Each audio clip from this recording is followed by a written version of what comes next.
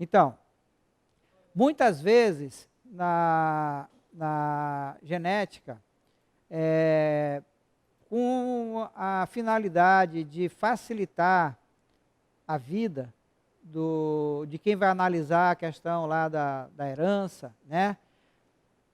Se constrói, se mostra o caso num gráfico que a gente chama de heredograma ou genealogia. Não sei como é que vocês aprenderam, árvore genealógica, lá na escola de vocês, tá certo?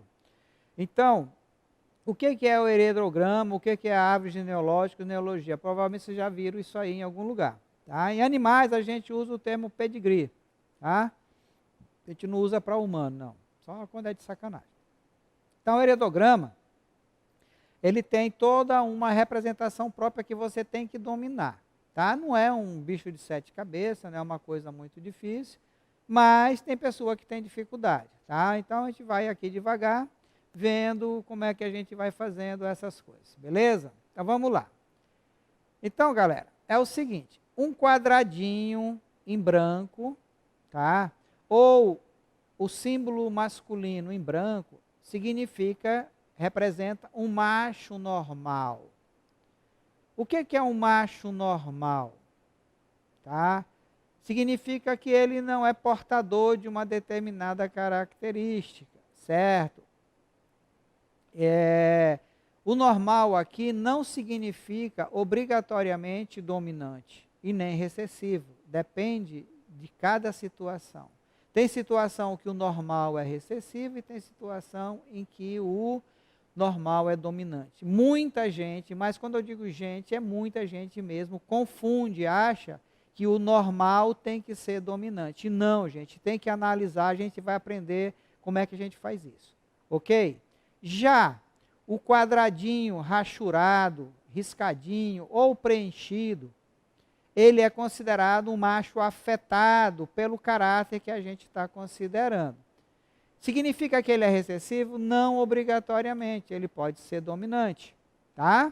A gente viu um exemplo ali da queratose, que ela era dominante, ele era afetado, então representaria desse jeito o masculino lá, o macho.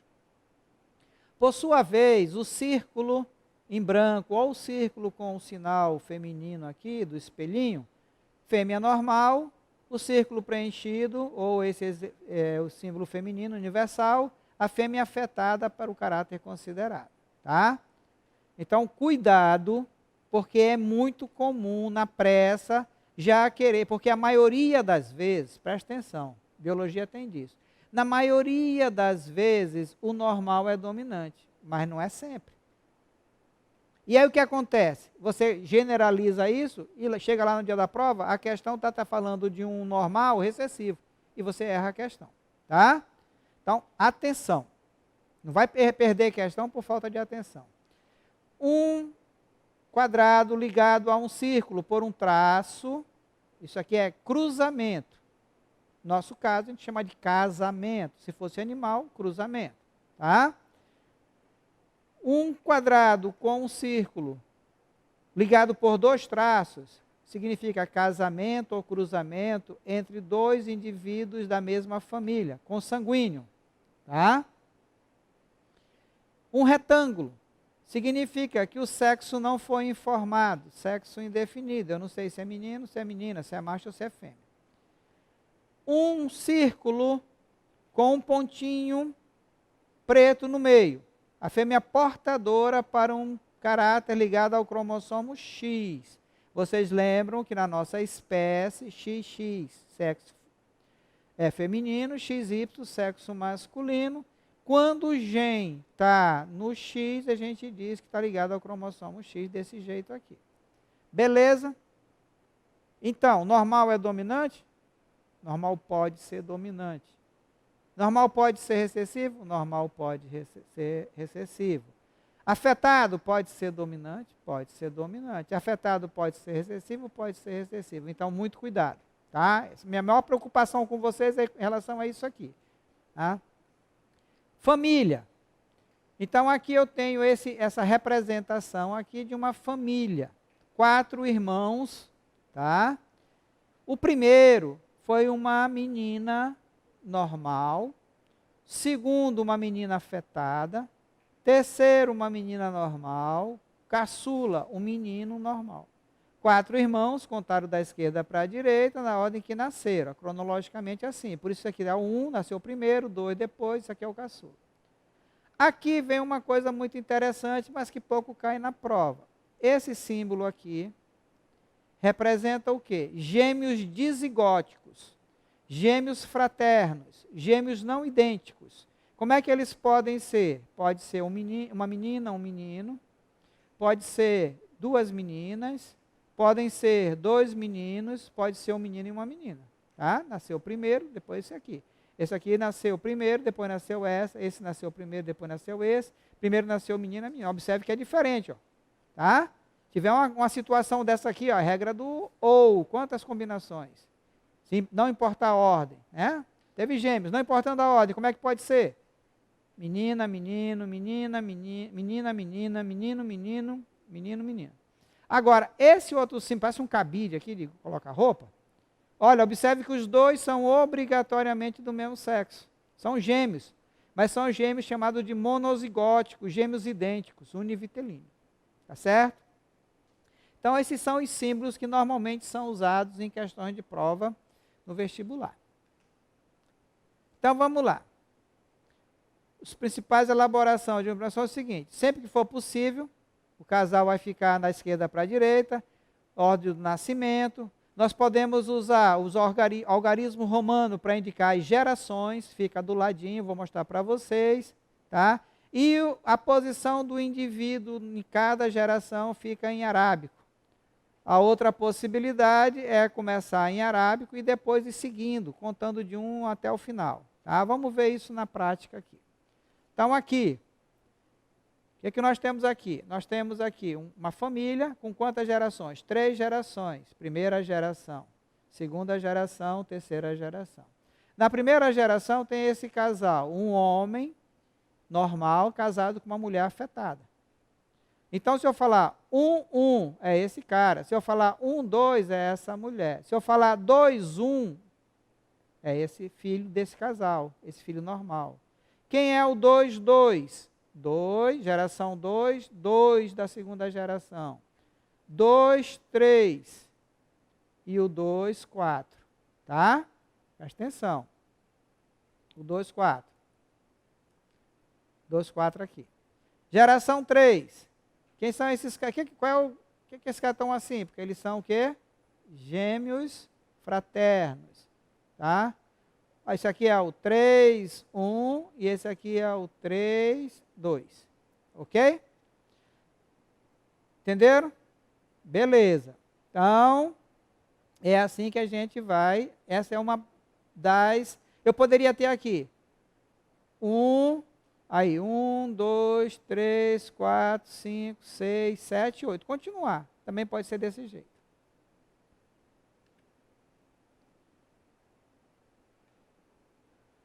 Então, agora aqui, eu não vou ficar lendo aqui, porque eu vou mostrar aqui. Ó. Como é, aqui é a dica, hein? Uma dica muito importante para vocês no dia da prova. O senhor disse lá atrás, professor, que o normal pode ser dominante e o normal pode ser recessivo. Se o problema não disser quem é o dominante e quem é o recessivo no heredograma, tem como eu descobrir? Sim, tem. A regra é fácil. Você vai procurar no heredograma um casal que tem o mesmo fenótipo. Aqui são 2 normais.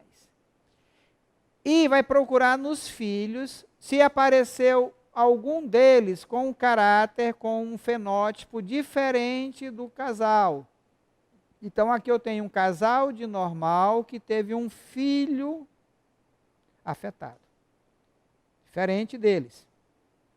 Isso aqui só acontece quando é que... essa pergunta, quando é que 2 normais pode ter um filho afetado? Quando, anota isso, quando os 2 normais forem obrigatoriamente heterozigotos. Quando é que 2 normais pode ter um filho afetado? Quando o casal de normal for obrigatoriamente heterozigoto. E o heterozigoto é dominante. Então, nesse caso, o normal é dominante e o afetado vai ser recessivo. Mas, olha aqui. E aqui? Eu pergunto para vocês, quem é o dominante, quem é o recessivo? E por quê? Aí você diz assim, o afetado é dominante porque tem mais. Não, não é pela quantidade. Como é que é a regra? Que eu acabei de dizer para vocês. Você vai procurar um casal de iguais, tem um casal de afetado, que teve pelo menos um filho diferente. Quando é que dois afetados pode ter um filho normal? Quando os dois afetados forem heterozigotos. E os heterozigotos são o quê? Dominantes. Então, nesse caso, os afetados são dominantes e o normal vai ser recessivo. Então, como é que é a regra? Procura um casal de iguais que teve um filho diferente para um caráter, para aquele caráter.